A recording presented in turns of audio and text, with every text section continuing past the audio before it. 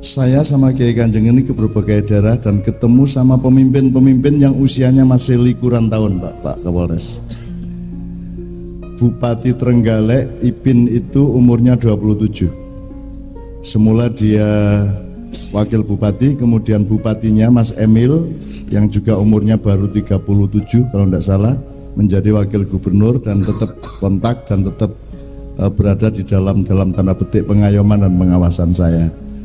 Besok dari Cepu kita pulang ke Jogja, setelah itu kita akan ke Pemda Provinsi Jawa Timur untuk untuk ikut mempersiapkan anak-anak muda seusia ini yang akan membangkitkan Indonesia Raya.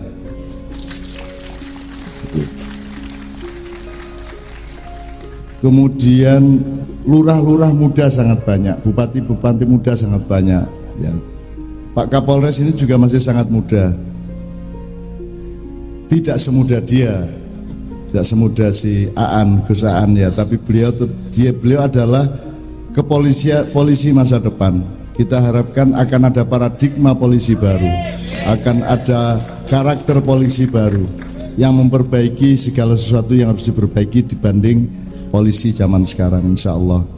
Kita doakan beliau juga akan dituntun oleh Allah, Pak Kapolres ya, untuk supaya pada suatu hari bisa menempatkan diri di dalam posisi yang setepat-tepatnya untuk rakyat Indonesia dan bangsa Indonesia. Nah, di mana-mana di Ma'iyah saya nekat dan husnudzon dan yakin kepada takdir Allah bahwa Allah memang sudah melaksanakan janjinya bahwa kalau terjadi keadaan-keadaan di mana banyak orang yang tidak melakukan apa yang harus dilakukan atau melakukan apa yang seharusnya tidak dilakukan, yang dalam bahasa Arab yartaddu atau murtad orangnya.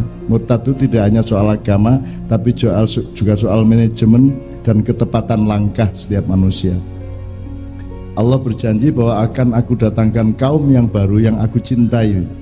Satu, aku cintai, jadi Allah mencintai. Kowe bapakmu dipundhut, kuwi mergo kowe dicintai Allah. Ya. Nomor dua, maka engkau juga mencintai Allah. Pasti. Anak-anak milenial ini kan anak-anak umur milenial seanda-anda ini, kecuali sing wis kadung rabi karo wedhus-wedhus lah. Itu anak yang satu kerja lebih keras dibanding bapaknya. Tidak malu untuk mengerjakan hal-hal yang selama sebelumnya dianggap rendah, misalnya jadi pelayan toko, jadi pegawai rendah, jual kopi, jual opo di perempatan jalan. Anak-anak sekarang lebih blater, lebih egaliter, dan lebih tidak malu untuk mengerjakan asalkan itu baik dan halal. Jadi mereka kerja lebih keras, insya Allah Indonesia punya masa depan yang jauh lebih baik daripada hari ini. Dan ada sifat-sifat yang lain Anda bisa baca di surat Al-Maidah ayat 54. 51-nya sudah berlalu di zaman Ahok dulu. 54-nya sekarang berlangsung pada anak-anak milenial. Ibu-ibu, bapak-bapak yang punya anak-anak umur belasan tahun akhir dan awal-awal 20-an, tolong anak itu disuruh, dijogo, diwanti-wanti untuk kerja lebih keras, untuk ibadah lebih khusyuk, dan untuk punya karakter yang lebih utuh dan tidak feodal, tidak priayi. Wanita tandang itu artinya beramal soleh. Beramal soleh itu artinya bukan kowe ngekei duit nggo pembangunan masjid apa nggo wong miskin. Nek kowe ngekei duit nggo masjid apa membantu orang itu namanya sedekah dan infak. Kalau amal soleh itu adalah Anda bekerja keras dengan baik dan amanah, dengan kesolehan. Kowe bisnis dengan soleh, kowe jadi pegawai dengan kesolehan, kowe nge-grab, ngojek dengan kesolehan. Kowe nyambut gawe apa ora masalah. Ora masalah asal ora nyolong, ora menghina wong, ora matene wong. 3 itu ya. Dan anak sekarang oleh Allah memang sudah di set up menjadi anak-anak baru yang luar biasa, menjadi generasi baru yang insya Allah 10 tidak sampai 10 tahun lagi Anda sudah akan lebih berperan untuk Republik Indonesia. Nah, itu yang kedua, amal soleh. Ya. Tadi saya menjelaskan kepada dia bahwa Allah menawarkan perdagangan yang tadi saya bilang itu dengan Cara membeli surga adalah beriman, beramal soleh, berhijrah. Berhijrah itu mencari tempat yang tepat untuk hidupmu, pekerjaan yang tepat untuk hidupmu, ketekunan yang tepat untuk hidupmu. Nah, dia sudah ketemu dengan itunya. Iki engko ana kesulitan sedikit, yaitu bingung milih bojo. Saking bocah yang ganteng terus sugih, terus ku bingung milih cah wedok. Soalnya wong wedok mesti do ngelamar. Kan gitu. Nang dhek iki ora, ora ya. Wah, engko silatnya ku dilamar wong akeh. Nganggo proposale numpuk ngono. Ora maksudku aku menggo guyon ya. Jadi pokoknya beriman, berhijrah, berjihad. Jihad itu artinya Anda nyambut gawe tenan, berusaha tenan, tandang tenan. Jangan dipikir yang namanya agama dan beribadah itu sholat 5 waktu dan puasa Ramadan dan lain-lain. Yang namanya beribadah kepada Allah adalah kowe mencintai lemah nek kowe tani, mencintai tanduran nek kowe tani, kowe mencintai pengayoman nek kowe polisi, kowe mencintai semua yang harus Anda kerjakan berdasarkan bakat dan kesenanganmu. Ya, itu dikerjakan dengan benar, maka engkau berarti sedang menjalani apa yang diamanatkan oleh Allah. Karena manusia, orang yang jadi ustadz isone kan menguruk-murui ning urung karuan nyambut gawe kan gitu. Nah, Anda kerja beneran. Misalnya saya penulis, saya menulis terus menerus. Nanti saya pulang dari sini misalnya jam 3, jam 4 sampai rumah, biar subuh sampai rumah saya langsung ngetik. Saya langsung ngetik sejak dahulu kala. Saya langsung ngetik. Saya sangat rajin kerja. Saya sangat rajin menyapu dan sampai hari ini saya masih sangat rajin asah-asah piring, gelas, baskom sak pituruti. Aku isih rajin nyapu. Aku isih rajin apa liyane? Umbah-umbah. Aku umbah-umbah dhewe pakaian dalam. Maksudku mergo ning perjalanan kan ora mungkin ngumbah iki. Jadi nek jero kan iso dipe kaya krokodil dandi kae kan gitu. Artinya saya bekerja sebagai orang biasa karena saya tidak pernah mau menjadi orang yang tidak biasa. Aku mau dadi wong gede, aku mau dadi wong sing piye-piye, aku biasa wae sebagaimana manusia biasa. Wong Nabi Muhammad wae geleme mung dadi nabi tapi rakyat jelata.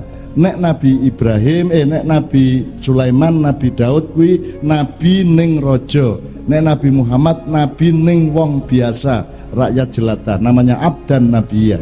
Nah, kalau dia bos manusia yang bos.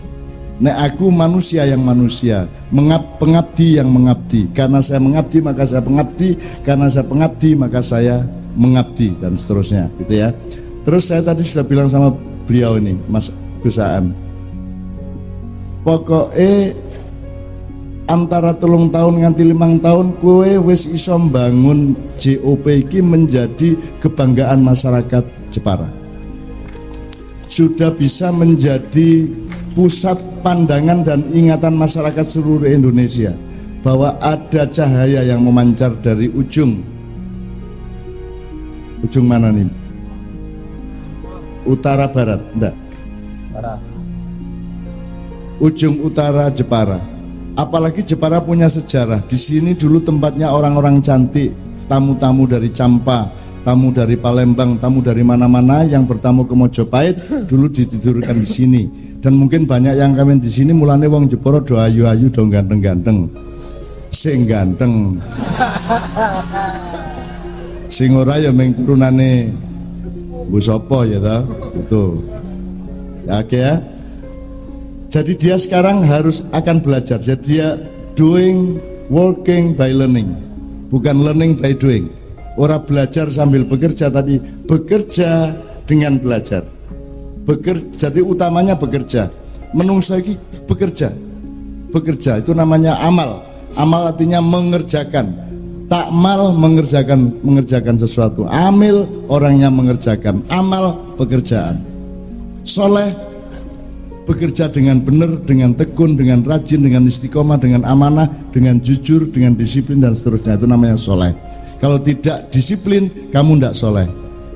Kalau kamu tidak jujur, kamu tidak soleh. Kalau kamu tidak tandang tenanan, orang soleh, gitu ya. Dia akan belajar akuntansi dengan serius lagi. belajar entrepreneurship dengan serius lagi, belajar pemetaan modal dengan serius lagi, belajar mengenai situasi-situasi negara bagi para pengusaha. Dan tidak boleh mengeluh, dikenali masalahnya, kemudian kerjakan di tempat-tempat yang kamu bisa mengerjakan, di jalan yang kamu bisa lewati, dan seterusnya dan seterusnya. Di sini salah satu pahlawan nasional kita. Dari sini juga lahir sejumlah filosofi Jawa yang bagus yang bisa kita pakai untuk menata masa depan kita. Tetapi memang beberapa puluh tahun terakhir ini kan kita mengalami desakan-desakan global yang luar biasa. Negara kita juga tidak, karena berganti-ganti pengurus terus, maka tidak sempat memikirkan secara mendasar bagaimana melindungi rakyatnya, bagaimana melindungi alamnya dan seterusnya, sehingga kita sekarang harus mulai berpikir agak lebih panjang. Bersyukurlah Anda jadi orang Jepara, kuwi luwih mergonggone ning Punuk ya, jenenge ning Punuke Pulau Jawa ya. Punuk apa kuwi? Pokoknya ning pojok dhewe gitu ya. Dan itu lebih bagus daripada dibanding Anda jadi orang Tegal atau jadi orang Pemalang atau Tuban dan sebagainya. Itu lebih baik Anda tinggal di sini. Sebab di sini Anda tidak terlalu diganggu banyak setan. Mergo setane liwati di jalan-jalan lintas Pulau Jawa. Di sini kan kudu rene sik, kudu menggok sik, adoh lagi tekan kene, berarti Anda mungkin tidak dilewati globalisasi terlalu parah, tetapi Anda selamat dari setan-setan. Sebab kalau ada pembangunan, jangan lupa itu adalah kemudahan untuk membangun masyarakat, tapi juga kemudahan bagi setan-setan untuk menghancurkan Anda. Jangan lupa itu. Jepara juga sudah mengalami kobol-kobol secara ekonomi karena globalisasi. Jadi yang namanya globalisasi itu bukan nomor satu, bukan urusan negara Pak Kapolres, tapi dinamika modal-modal besar. Jadi yang mengatur Indonesia, yang mengatur nasib Jepara, yang mengatur nasib rakyat dimanapun di dunia ini sebenarnya adalah pemilik modal-modal besar di dunia, dan mereka yang bikin globalisasi. Anda tahu orang Jepara sangat diberi fadilah oleh Allah untuk menjadi pengukir-pengukir yang baik ya.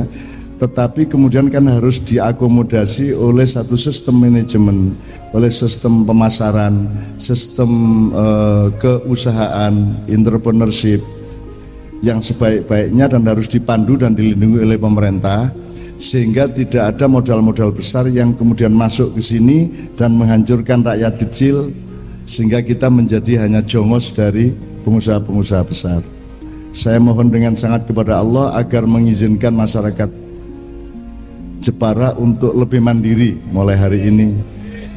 Jadi tadi saya bilang sama beliau, kalau gitu pakai inti plasma.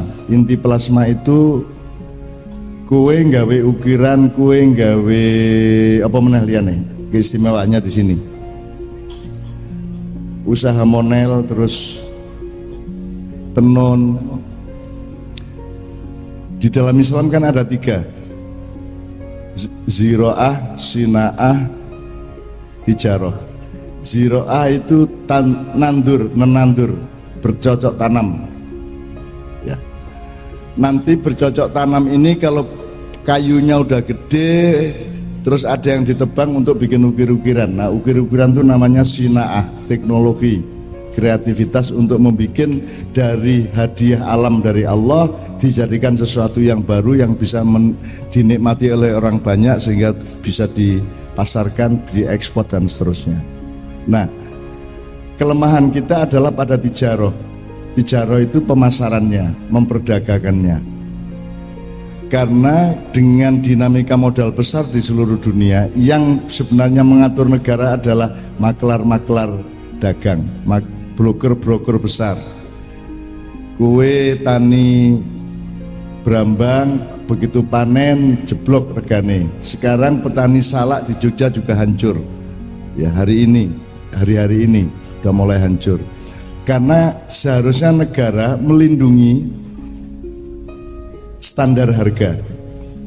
Jadi negara tidak boleh mencari keuntungan dari rakyatnya. Pemerintah seharusnya melindungi dan jangan dikalahkan atau jangan diterobos hak-haknya oleh broker-broker yang merupakan siluman yang tidak kelihatan.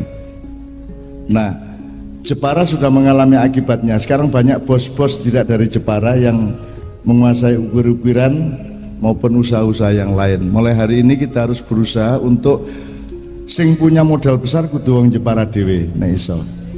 Pak Bupati diamankan oleh Pak Kapolres, oleh Pak Dandim dan semua aparat pemerintah untuk membangun bagaimana orang Jepara punya modal-modal besar sehingga tidak terlalu tergantung kepada pedagang-pedagang yang datang ke Jepara. Itu teman sekalian. Untuk itu kita nanti akan bicara pelan-pelan satu persatu. Saya tidak ahli dagang, saya juga bukan pedagang, tapi saya sangat takut kalau Jepara pada akhirnya bukan milik orang Jepara lagi.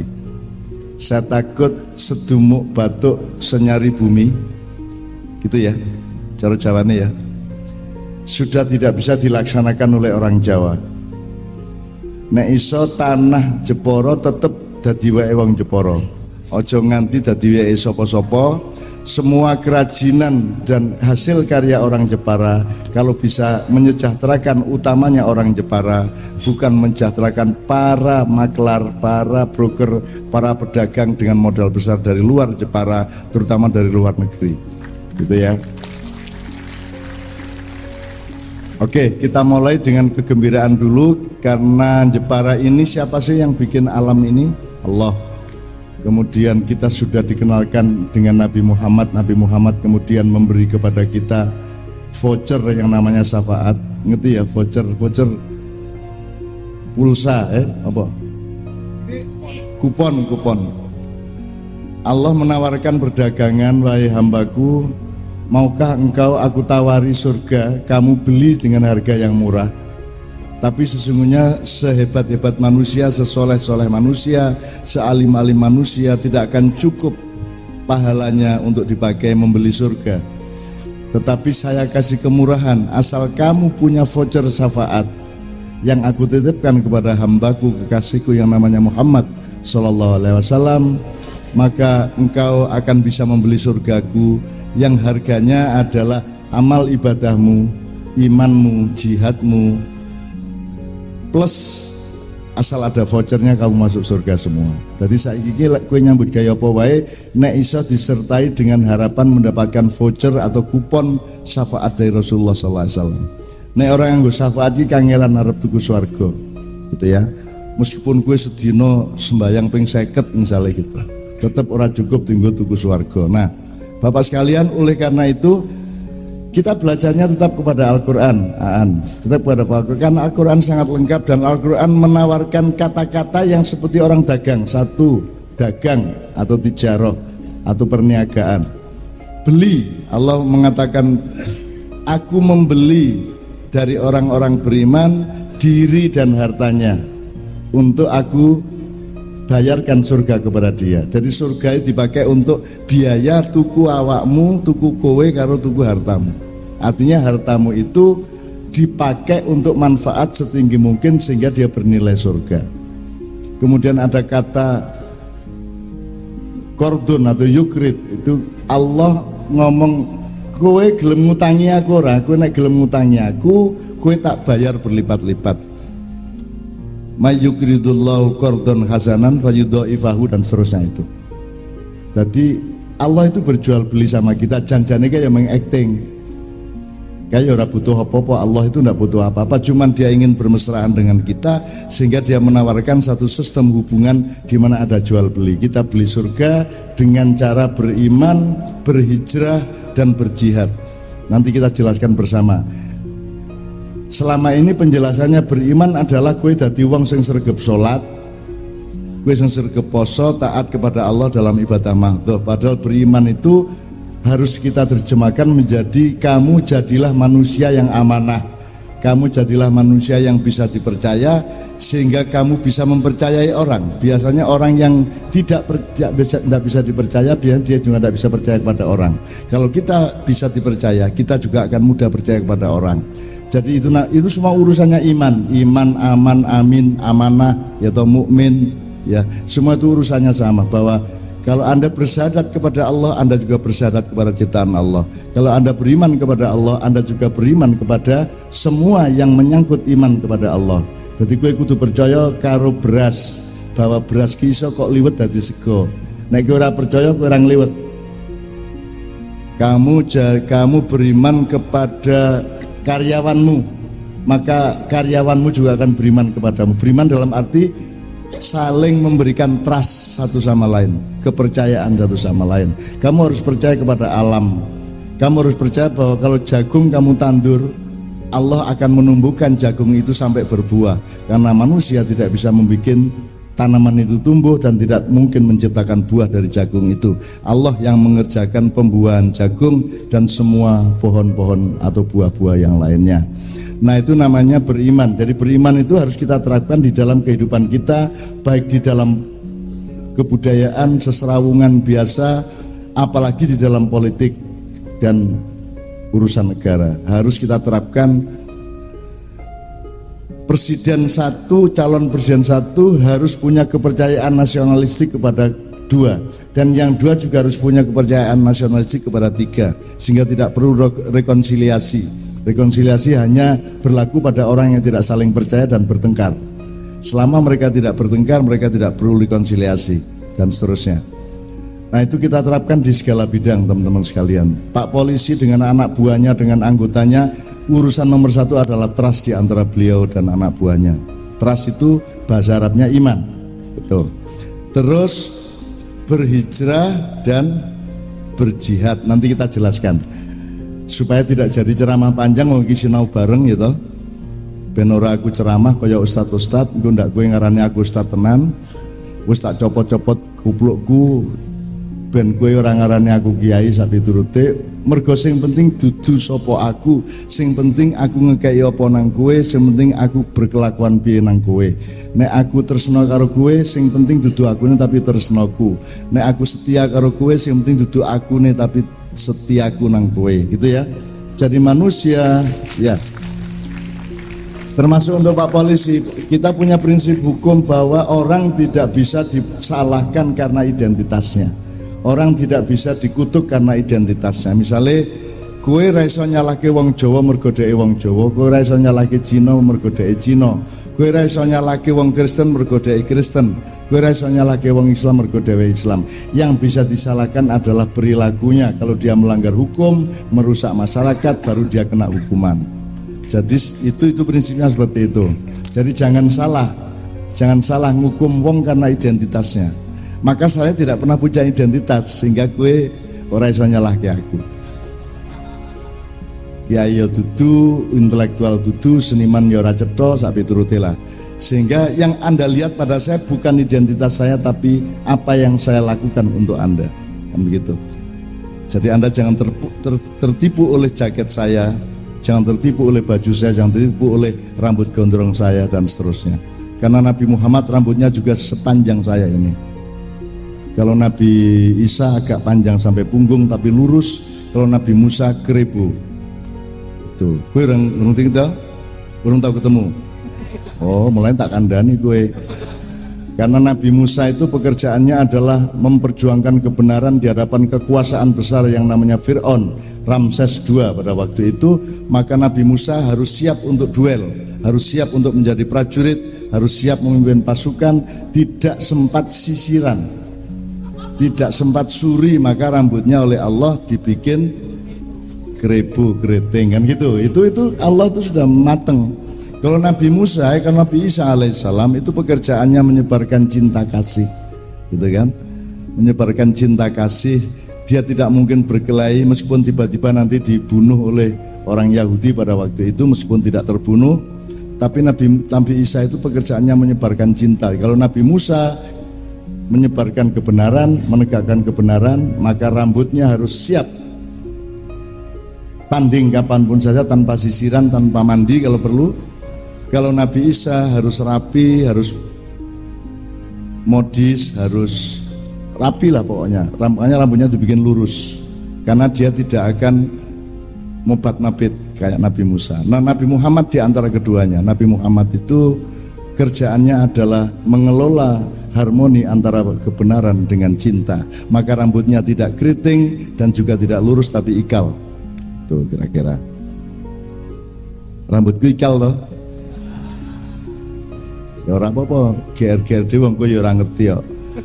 Kowe ya ora iso bantah, ora iso mbuktekke padha-padha ya. Pokoknya yang penting kita seneng sama Nabi Muhammad gitu aja ya.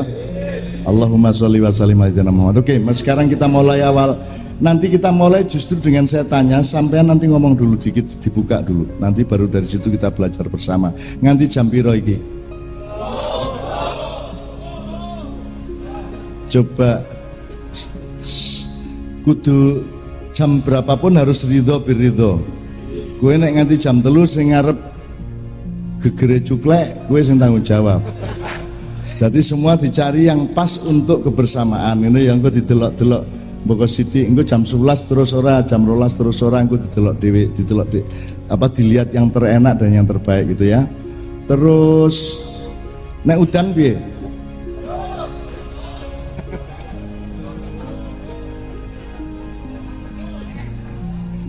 Ning apike dinggo atimu, dinggo apa?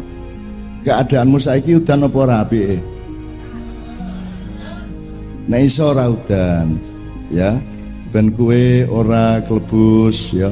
Ben njur ora kudu nguyuh mergo ora ana nggon nguyuh, ado kok uyuh ki langsung di sarungnya masing-masing gitu. Nek upama Gusti Allah justru ngekei rezeki liwat udan piye? Mungkin enggak, hujan itu bukan hanya air, dia itu bukan tujuannya Allah untuk ngelebusi kue. Itu adalah cara Allah untuk mengantarkan berkahnya. Iso ora kuwi? Ada tina ana tes ning rambutmu ning sirahmu, sapa ngerti kuwi Allah sedang menyuruh malaikat mengantarkan berkah rizki dan jodoh melalui tetesan air itu. Sing kok amini sing pertama apa sing ketiga? Sing jodoh. Ya, nek sing pertama kan rezeki, nomor loro berkah, nomor telu jodoh. Aku ngerti aminmu nggon sing jodoh. Gelem ora kowe entuk jodoh ning ora entuk rezeki? Gelem ora kowe entuk rezeki entuk bodoh ning ora berkah? Diamini kabeh wae ya. Diamini kabeh, pokoknya kabeh apik dari Allah, apapun saja apik. Makanya ilmu bahagia itu kuncinya adalah kepandaian bersyukur. Nek kowe pinter bersyukur, kowe bahagia. Tujuannya wong kabeh iki mung bahagia kuwi, baik lewat kekayaan, lewat jabatan, lewat apapun, lewat nikah, lewat kawin, tujuannya adalah untuk bahagia. Puncak kebahagiaan kita nanti di surga. Nah, cara bahagia adalah pinter bersyukur. Caranya pinter bersyukur adalah pakai ilmu dan kejernihan untuk mencari apa yang harus disyukuri, kenapa harus disyukuri. Jadi tidak pasti orang sakit itu salah atau buruk, karena sakit bisa jadi merupakan nikmat dari Allah. Bisa jadi sehat itu malah kurang apik mergo marake kue lali, marake kue sombong dan seterusnya, gitu ya. Tidak pasti miskin itu buruk, karena miskin itu membuat engkau lebih dekat dengan Allah, sementara kekayaan punya kecenderungan untuk membuatmu jauh dari Allah. Ngono ya. Amin ya rabbal alamin.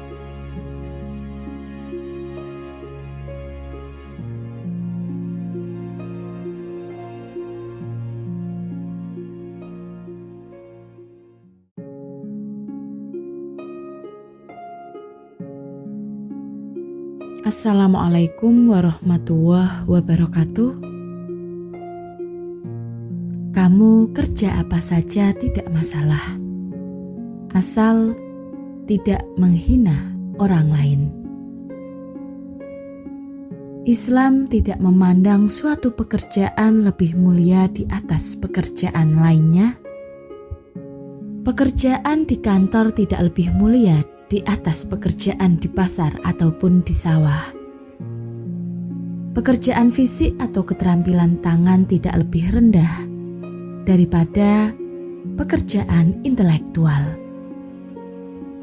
Pegawai pemerintah tidak lebih terhormat daripada wirausahawan, tetapi yang menjadi perhatian dalam Islam ialah apakah pekerjaan tersebut baik atau thayyib, ataupun buruk atau habat. Karena yang satu halal dan yang lain haram. Yang satu amal solih dan yang lain amal ghairu solih. Kriteria untuk menentukan kesalehan dan ketidaksalehan suatu pekerjaan adalah dipenuhinya prinsip-prinsip akhlak serta etika yang telah digariskan oleh Allah Subhanahu wa taala dan Rasulullah Shallallahu alaihi wasallam. Hal kedua yang diberi penekanan ialah ketekunan dan kesungguhan dalam bekerja. Rasulullah bersabda, "Sungguh Allah amat suka jika seorang di antara kamu bekerja dia tekun dan sungguh-sungguh dalam pekerjaannya." Maka kriteria untuk menentukan nilai suatu pekerjaan bukan saja dari hasilnya, tetapi yang lebih utama adalah dari prosesnya, yaitu kesungguhan dan ketekunan yang melakukannya. Manusia yang berposisi sebagai Khalifatullah fil ard adalah tajalli Tuhan yang memanifestasikan nama-nama dan sifat Tuhan. Ketika kita tidak hilang ingatan serta fokus berharap hanya kepada Allah, serta-merta pekerjaan kita tergabung dalam kinerja dan kehendak Allah. Tetapi perjalanan kita menuju hadirat Allah memerlukan penuntun jalan dan pembuka pintu, yakni kehadiran Rasulullah Muhammad SAW. Di antara percintaan kita dengan Allah yang sering disampaikan oleh Mbah Nun dalam pembahasan tentang dialektika segitiga cinta antara kita sebagai manusia, Rasulullah, dan Allah Subhanahu wa taala. Dengan menghadirkan Rasulullah dan menjadikannya sebagai penunjuk jalan untuk membuktikan cinta kita kepada Allah, maka Allah pasti membalas cinta kita dan mengampuni dosa kita sebagaimana dengan firman Allah Quran Surat Ali Imran ayat 31. Kehadiran Rasulullah merupakan nikmat agung bagi umat manusia serta sebagai perwujudan rahmat Allah kepada seluruh alam. Kita beruntung bila menjadi umatnya yang setia mengikuti teladannya. Hubungan kita kepada Allah sepatutnya berdasarkan cinta, bukan hubungan karena mengharap untung dan takut rugi. Karena nada dasar Allah menciptakan manusia dan segala sesuatu adalah cinta. Dengan keharmonisan dan keseimbangan dalam penciptaan itu, dan lagi-lagi mari menyaksikan itu pada diri para tukang batu yang bekerja membangun rumah yang bertajali. Mereka bekerja membangun rumah berdasarkan desain gambar yang dibuatkan oleh sepupu yang bekerja sebagai konsultan bangunan. Dengan berbagai teknik dan skill yang mereka punyai, meletakkan keseimbangan antara satu dengan yang lainnya, sehingga bangunan yang masih dalam proses pengerjaan itu sudah tegak berdiri. Allah mempersaksikan dirinya kepada setiap hambanya dengan beragam cara dan berbagai peristiwa, sehingga seringkali merasa malu di hadapannya karena melupakan karunia-Nya dan takjub terhadap kebesarannya, yang membuat kami meyakini Allah Maha bekerja dan bertajali dalam diri kita. Ingatlah, apapun yang kita kerjakan tiada yang bekerja selain Allah. La fa'illa illallah, dan ini berlaku dalam konteks apa saja yang kita kerjakan dan di mana saja kita bekerja. Meminjam bahasa Mbah Nun, gulungan-gulungan psikologis dalam diri yang menarik-narik orang untuk malas harus diatasi. Sedangkan Allah memberi contoh dengan menyebut dirinya sebagai Al-Fa'al, Maha mengerjakan, Maha Pekerja, Mbah Nun lebih lugas lagi memberi arti Maha Pekerja. Memang boleh jadi apa kondisi sosial, politik, dan struktural yang menjadikan pekerjaan sulit didapat, tetapi infrastruktur dalam diri manusia tak luput harus digarap sebagai kondisi dasar yang baik yang mampu melahirkan mental senang dan menikmati bekerja. Pantang malas, pantang menyerah pada keadaan, dan pantang memilih tenguk-tenguk saja. Bekerja di sini pun tentu diartikan dalam makna yang luas, bukan hanya bekerja di perusahaan, bekerja sebagai pegawai, atau bekerja dalam bidang kewirausahaan, tetapi keberkaryaan dalam hidup atau keberaktivisan setiap hari dengan prinsip tidak tenang atau nyaman kalau harus malas.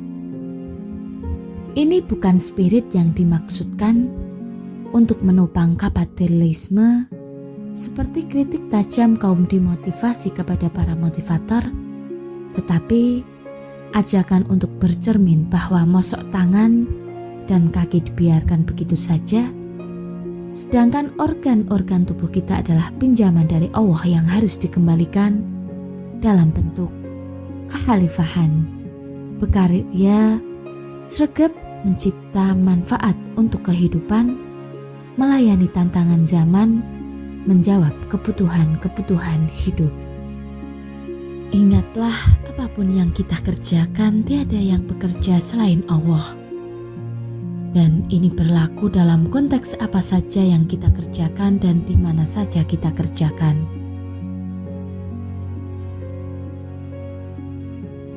Islam tidak memandang suatu pekerjaan lebih mulia di atas pekerjaan lainnya.